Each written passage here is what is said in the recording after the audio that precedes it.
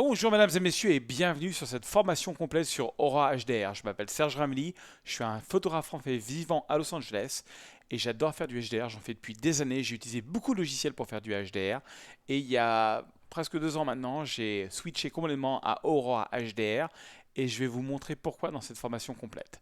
Donc, commençons sans hésiter, j'ai lancé le logiciel ici sur mon bureau et je vais cliquer sur ouvrir une image. Voilà, je vais aller sur le bureau et j'ai préparer quelques petits fichiers avec lesquels on va travailler. Alors, moi, quand je fais du HDR, généralement, je prends 3 photos. Une photo qui est sous-exposée, une photo qui est surexposée, une photo qui est normalement exposée. Donc, on va commencer par cette photo prise en Provence, dans un petit masque comme ça en Provence qui était tout à fait sympathique. Alors, quand vous aurez le logiciel, vous voyez, on voit bien -2. EV, EV ça veut dire Exposure Value, c'est des valeurs d'exposition, donc c'est une photo plus sombre. Là, on a la photo normale avec 0. Et +2, c'est une photo plus claire. Voilà. Je clique toujours sur alignement parce que même si c'était sur trépied quand j'ai pris ces 3 photos, des fois, j'ai des petites surprises.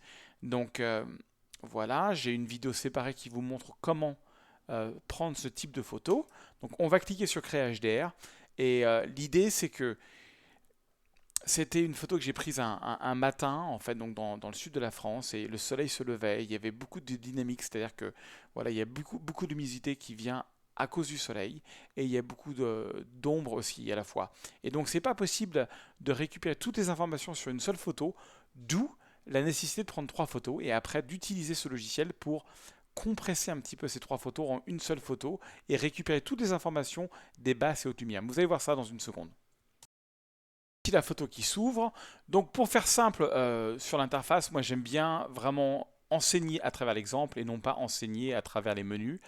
Mais bon, un minimum, vous voyez ici, vous avez la possibilité d'ouvrir ou de ne pas ouvrir ce qu'on appelle les presets. Les presets, c'est des paramètres prédéfinis, mais bon, même en France, on appelle ça maintenant des presets qui permettent de pouvoir utiliser le logiciel beaucoup plus rapidement. Et en fait, c'est comme ça que je travaille. Mais avant de rentrer dans les presets, je vais vous montrer un petit peu les différents réglages. Et donc voilà, là, on a la photo de base et on est prêt à rentrer dans les différents réglages. Donc par défaut, moi, j'étais sur mes presets à moi parce que je suis partenaire de logiciel. Donc vous avez les Serge Ramely presets qui sont dans le logiciel, mais je pourrais très bien aller sur basique, prendre par exemple réalistique. Et ça va, en fait, il y a plein de petits réglages ici. Ça va paramétrer automatiquement pour moi la photo. Mais je ne veux pas faire ça, donc je vais cliquer sur tout réinitialiser et on va vraiment passer à travers un petit peu les différents réglages et voir ce qu'on peut faire avec cette photo. Vous voyez, le soleil se levait, il était un petit peu derrière les arbres, etc. J'ai vraiment envie que la photo ressorte. Donc, première chose, alors tout ce qui est température et teinte, j'aime bien le faire une fois que j'ai réglé mes problèmes de contraste et d'exposition. Donc, et avant de faire exposition contraste, j'aime bien m'occuper un petit peu des hautes lumières, ombre, blanc et noir. Je travaille toujours, que ce soit sur Lightroom ou sur plein de logiciels de retouche, je travaille toujours sur mes hautes lumières. Donc les hautes lumières, c'est quoi? C'est tout ce qui est très très clair. Généralement, je les fais baisser un petit peu. Les zones d'ombre, c'est tout ce qui est zone d'ombre, donc tout ce qui est un petit peu sombre. Et le point noir, ça va détecter tout ce qui est un petit peu sombre dans la photo, très sombre, et le rendre encore plus sombre. Et le point blanc, c'est l'inverse, tout ce qui est très blanc et le rendre plus blanc. Donc on récupère énormément de contraste juste en ouvrant les ombres, en baissant les hautes lumières et en mettant un point noir ou un point blanc. Alors, petite astuce, si vous appuyez sur la touche Alt de votre clavier et que vous touchez le point noir, comme sur Lightroom, vous pouvez voir si vous allez un petit peu trop loin. Alors l'idée, vous voyez tous ces petits points jaunes, rouges, verts qu'on voit, ça veut dire qu'il n'y a plus d'informations, c'est du noir complet. Et généralement, j'aime bien, moi, dans mes photos, qu'il y ait au moins 3 ou 4%, à peu près cette quantité-là, de points complètement noirs. Inversement, quand j'appuie sur la touche Alt et le point blanc, je peux voir si j'ai cramé des lumières, comme on dit, ce qui est le cas. Et par contre, là, j'aime bien ne pas cramer, donc je vais revenir en arrière complètement. Voilà. Et je peux même baisser la haute lumière, ou même baisser un petit peu. Vous voyez, malgré le HDR, j'ai quand même cramé cette lumière. J'aurais peut-être dû prendre plus que 3 photos pour le coup, mais ça va pas me déranger outre mesure pour ce qu'on va faire là. Donc voilà, ça c'est mon contraste de base. Donc jusqu'à présent, c'est un petit peu comme des logiciels comme Lightroom. Hop, je peux rajouter du contraste, on peut même booster un petit peu l'exposition. Tout de suite, la photo devient plus sympathique parce qu'on travaille donc avec 3 fichiers RAW et non pas un seul. Donc on a beaucoup plus d'informations avec lesquelles on peut travailler. Je vous montre déjà avant, après. Avant, après. Ensuite, euh, température et teinte. Alors ça, c'est un lever de soleil. Le soleil était juste derrière l'arbre. J'ai envie de réchauffer un petit peu l'image, donc je vais booster peut-être un tout petit peu les jaunes et rajouter un tout petit peu de magenta. Voilà, tout de suite, ça donne une couleur beaucoup plus sympathique, n'est-ce pas, à la photo. En tout cas, beaucoup plus proche de ce que je me rappelle de ce matin-là. Ensuite, voilà, là, on est toujours dans de la retouche classique, mais on va aller dans amélioration HDR. Alors, amélioration HDR, si vous ne savez pas ce que fait un réglage, vous pouvez juste le mettre à fond et voir ce que ça fait. Donc, ça fait quelque chose d'étrange, ça fait un sorte de contraste à la photo. Généralement, moi, amélioration HDR, j'utilise peu. À le tester sur cette photo, je trouve que ça marche pas. Smart Tone. Alors Smart Tone, par contre, ça c'est assez puissant. Smart Tone, si vous allez sur la droite, ça va éclaircir l'image. Et alors, au fur et à mesure que vous utilisez du Smart Tone, il faut rajouter du contraste par-dessus. Parce que sinon, ça va être trop clair. Mais un peu de Smart Tone et un peu de contraste pour la plupart de mes images, j'aime beaucoup. C'est une manière de gérer, on va dire, les informations qui sont intéressantes. Regardez, avant, après, c'est quand même assez intéressant. Là, on récupère vraiment plein d'informations sur l'image. Donc voilà, ça c'est vraiment le réglage de base. Ensuite, on a la saturation et la couleur, la vibrance. Donc ça, je l'utilise pas trop parce que généralement, quand on touche au contraste comme je l'ai fait, ça ramène déjà beaucoup de couleurs. La photo est déjà très très colorée, donc peut-être rajouter un petit peu de vibrance. Alors la vibrance, c'est quoi? Saturation, pour faire simple, ça fait en sorte que toutes les couleurs deviennent plus vives d'une manière uniforme. Et vibrance, ça va le faire d'une manière sélective. Et ça va essayer de mettre plus vif des couleurs qui sont un peu sombres par rapport à d'autres. En fait, c'est de la saturation avec un cerveau. C'est un petit peu l'idée. Voilà. Alors, je ne vais pas rentrer dans tous les réglages, mais bon, dans les grandes lignes. Alors là, on arrive sur HDR structure. Alors, HDR structure, très simple. Vous pouvez aller vers la droite, voir ce que ça fait. Ça rajoute vraiment un look très dessin, très illustration à la photo. Et chose que moi je n'aime pas. J'aime bien le faire à certains endroits. J'avais bien envie de faire ressortir la texture de ce mur.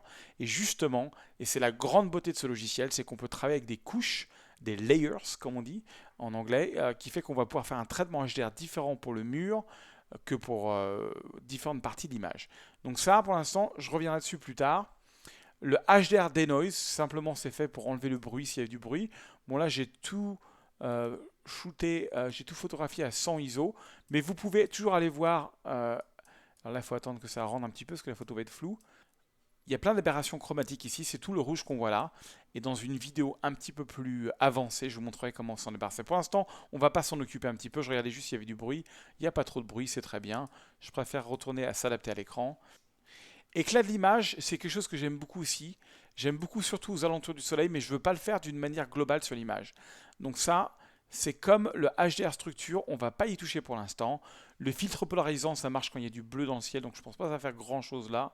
Non, ça rend les bleus plus bleus, comme si on avait un filtre polarisant. Un filtre polarisant, c'est comme une sorte de lunette de soleil qu'on met sur son appareil photo. Et alors là, on arrive aussi sur l'accentuation. C'est là où il y a beaucoup plus d'options d'accentuation, donc de faire ressortir les détails que dans Lightroom. Vous avez les petits, moyens et grands détails. Même chose, ça je le fais jamais d'une manière globale. L'éclat, en fait, ce qu'on appelle l'éclat, on pourrait l'appeler lueur, c'est le glow en anglais. Et même chose, ça je l'utilise différemment sur les calques. Voilà, donc là on a déjà fait un petit réglage de base tout à fait sympathique. Maintenant j'ai envie de faire ressortir les textures du mur. Donc pour ça, et c'est ça la grande beauté de ce logiciel, attention mesdames et messieurs, c'est parti mon kiki, je vais sur plus et je clique ajouter un nouveau calque de réglage. Et là sur ce calque de réglage, je vais, n'est-ce pas, rajouter un petit peu, je vais faire ressortir un petit peu la texture, donc je vais rajouter de la structure HDR. Mais, et ça fait, regardez comment ça fait ressortir la texture de ce mur qui doit avoir un siècle, mais c'est pas fini. On peut aller dans accentuation de détail, je peux aller sur petit, faire ressortir un petit peu j'ai essayé de zoomer un petit peu pour voir ce que je veux dire, faire ressortir un petit peu tous les détails du mur comme ça, surtout sur ce mur là je trouve que c'est assez agréable. Voilà, donc il y a les petits détails, vous voyez il y a marqué traitement de l'image, petit détail, moyen détail et grand détail. Alors si vous voulez voir ce que fait chacun, attendez, petit détail, je vais le mettre à fond, donc ça fait vraiment ressortir les petits détails. Et ça fait vraiment, ça les accentue. Donc j'utilise rarement le LAT20. Je vais revenir un petit peu en arrière. Moyen détail, bah, c'est un peu la même chose, mais pour des détails plus grands. C'est assez important, mais même chose, moi j'aime bien utiliser un petit peu.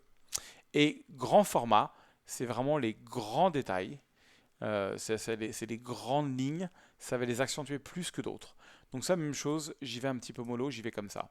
Et regardez, si je vais s'adapter à l'écran, alors du coup, vous voyez, ça fait ressortir tous les détails du sol. Et ça, j'aime pas du tout. Moi, j'aime bien juste ce que ça fait sur le mur, sur ce mur-là, et c'est tout. Même sur les feuilles et tout, c'est trop.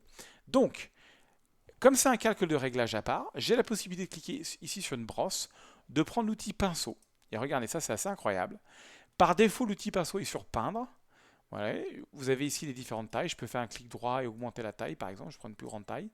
Et dès que je vais commencer à peindre, alors des fois, il faut attendre un tout petit peu.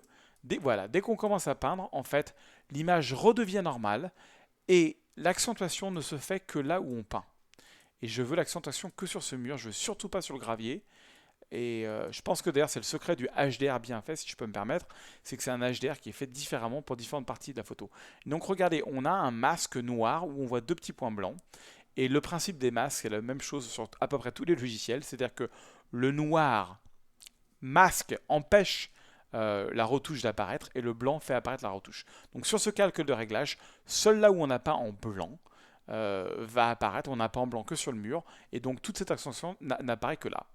Donc, à l'inverse, j'aime bien moi jouer avec le HDR avec des parties qui sont plus sombres, enfin je veux dire des parties qui sont plus accentuées et des parties qui sont plus douces. Donc je vais créer un nouveau calque de réglage. Et ce coup-ci, je vais faire l'inverse, c'est-à-dire qu'au lieu de donner plus de détails à mon image, je vais enlever du détail à mon image en utilisant donc ce que je vous ai expliqué tout à l'heure, éclat de l'image. Éclat de l'image, vous voyez voir, c'est parti. Et j'aime bien ce que ça fait, mais je ne veux pas l'utiliser partout, j'adore. Ça fait quelque chose surtout au niveau des rayons du soleil qui est assez sympathique. Ça assombrit aussi un petit peu l'image. Donc voilà, je l'utilise comme ça. Et je vais aussi faire un petit peu d'éclat tout court. Donc vous avez deux réglages qui sont assez similaires, éclat de l'image et éclat. Donc en anglais c'est glow et puis l'autre c'est radiance. Les deux font à peu près la même chose. Ça floute, ça met une sorte de petite lueur sympathique. Donc je vais le faire aussi. Mais même chose, j'aime bien ce que ça fait là. Ça m'a enlevé un petit peu tous les détails dans le mur, donc je vais utiliser l'outil pinceau. En cliquant ici, pinceau. Et même chose, je m'assure d'être sur peindre et je vais peindre l'effet que là où il y a le soleil, peut-être un petit peu sur ce premier bâtiment. J'aime bien ce que ça fait sur le sol. Donc ça, je vais le peindre. Mais c'est à peu près tout. Et donc du coup, maintenant, on a un contraste entre de la lueur, un petit peu de flou ici et de la super netteté ici. Et je trouve ça très intéressant. Et pour moi, c'est vraiment ce qui fait la force de ce logiciel. Regardez le avant, après, une sacrée différence. Alors par contre, je trouve qu'il y a trop de gravier, donc je vais prendre l'outil recadrage qui est ici, et je vais recadrer pour enlever un petit peu du gravier, rendre un petit peu plus panoramique ma composition, et mettre l'accent sur ce magnifique platane, n'est-ce pas, et ce mur, etc. Et voilà. Et ce sera notre première HDR, et où on a quand même couvert pas mal de réglages. Donc voilà, cette belle photo donc du sud de la France, qu'on va sauvegarder maintenant. Alors comment faire pour sauvegarder? Alors vous pouvez enregistrer en fait les réglages qui sont le format natif de Aurora. C'est-à-dire que ça va être un fichier que je peux le sauvegarder comme ça. Mais ce n'est pas ce qui m'intéresse. Ce qui m'intéresse surtout, c'est d'exporter la photo. Donc vous allez dans Fichier et vous allez dans Exporter. Et là, vous avez différents formats. Je ne rajoute pas de netteté aussi. Au niveau de la taille, j'ai pas besoin que ce soit aussi grand. Enfin, sauf si je voulais faire l'impression, mais là, je vais marquer bord long, allez, maximum 2500 pixels. Ça me suffit. Voilà. Et donc, par défaut, donc là, on est en format JPEG. On peut mettre plein d'autres formats, mais je vais mettre en JPEG. Et je vais le mettre sur le bureau. Dans mon dossier Aura Masterclass, je vais marquer donc projet finaux. C'est parti. Et j'enregistre. Donc, celui-là, c'est Provence. Voilà. Donc, ça, c'était notre premier essai avec Aurora. Maintenant, dans la vidéo suivante, on va voir un autre cas de figure.